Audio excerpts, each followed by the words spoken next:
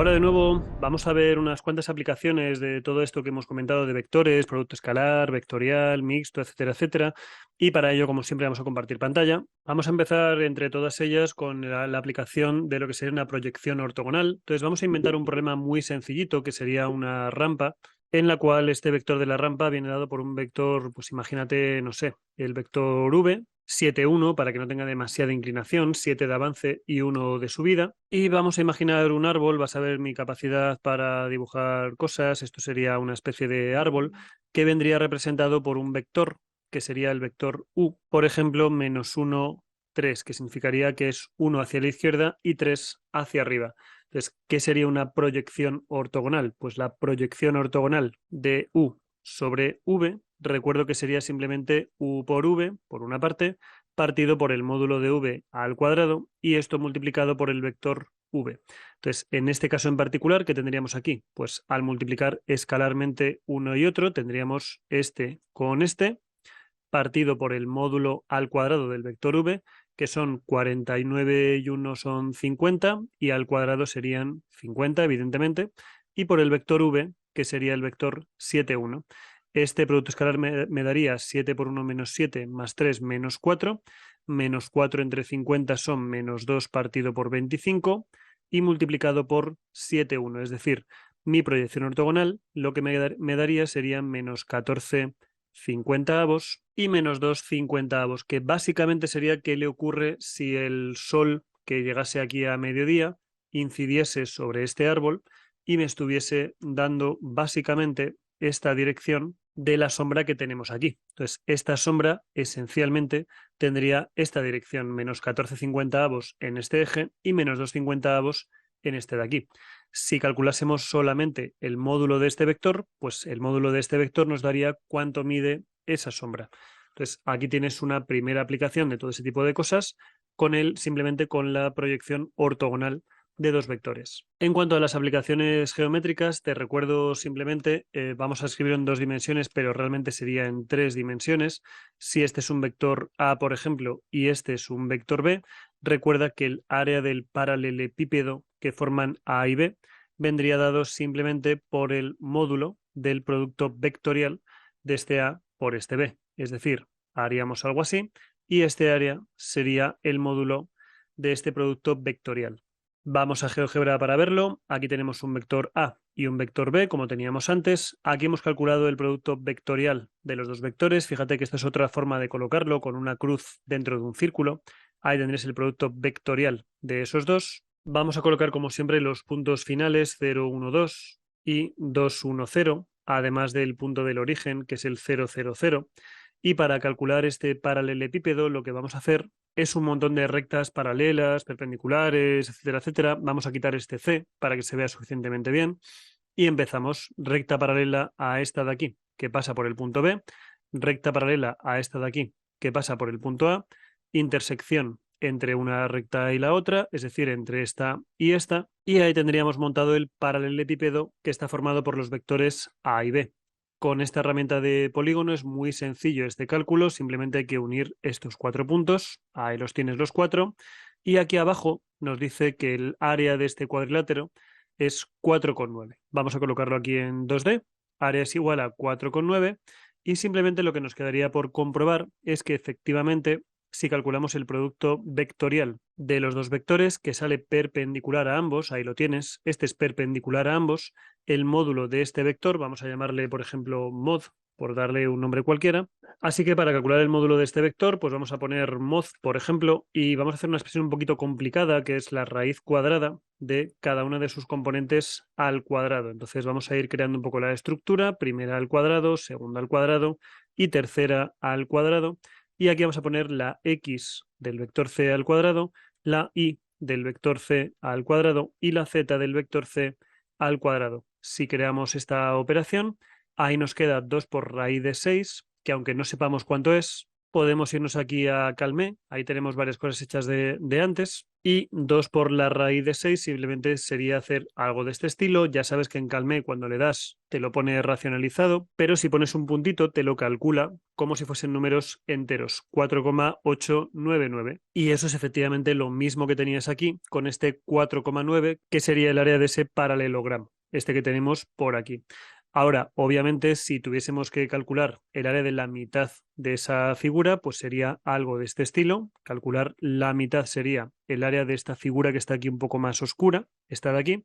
Incluso podemos quitar la anterior para que se vea bien. Ahí tendríamos la mitad de la figura, pues lo que tendríamos sería que el área del triángulo, si este es el vector A y este es el vector B, el área del triángulo que forman los dos, es decir, a algo de este estilo, y este área que está aquí, no será ni más ni menos que el módulo del producto vectorial, pero partido en este caso por 2. En la misma línea, si tuviésemos 3 vectores y calculásemos el producto mixto de los 3 vectores, ya hemos visto previamente que si este es A, este es B y este es C, al calcular el producto vectorial de los dos quedaría algo de este estilo. Al calcular después el producto por el escalar del otro que nos queda por calcular, sería el volumen de esta figura. Entonces, el volumen de este paralelepípedo, hay que decir las cosas bien dichas, sería simplemente el producto mixto de A con B con C, pero cuidado porque puede quedar negativo, con lo cual sería con valor absoluto. A la vista de GeoGebra, pues simplemente vamos a meter un vector más, tenemos el A, el B y vamos a calcular el C.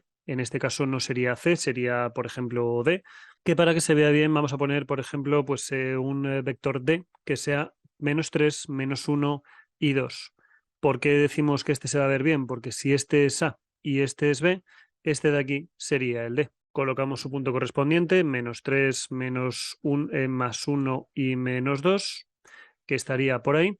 Y vamos a fabricar la figura que corresponde a este esquema. Entonces, la base del prisma sería desde O hasta A, hasta C, hasta B y volvemos al origen y después ampliaríamos el prisma hasta el punto D. Entonces ahí tendrías una especie de prisma que no es un prisma como tal porque está volcado, por decirlo de alguna forma, pero está fabricado con 3 vectores que son el vector A, que está por aquí, el vector B y el vector C. ¿Cómo se calcula este volumen? Que incluso si quieres aquí en GeoGebra, pues tienes un montón de herramientas, entre ellas el volumen.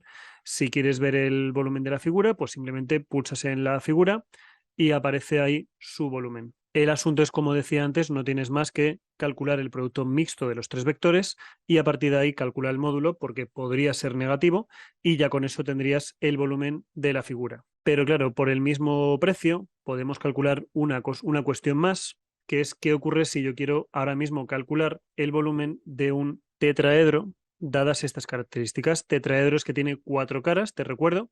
Las 4 caras serían estas de aquí. Una aquí al frente, una aquí atrás, una aquí abajo y una por este lado. Entonces, un tetraedro es básicamente lo mismo, pero con un matiz. El volumen es el mismo que este general, pero la base está partida por 2. Entonces, habría que partir por 2 a este volumen que tendríamos aquí, A, B y C, puesto que la base se ha reducido a la mitad, pero como es una figura picuda, te recuerdo que hay que dividirlo entre 3. Entonces, al dividir entre 2 y entre 3, lo que nos queda es que el volumen de un tetraedro es dividir entre 6. Vamos a GeoGebra para ver un poco de qué va este asunto. Entonces, un tetraedro no es ni más ni menos que tomar como base esta base triangular que tenemos aquí.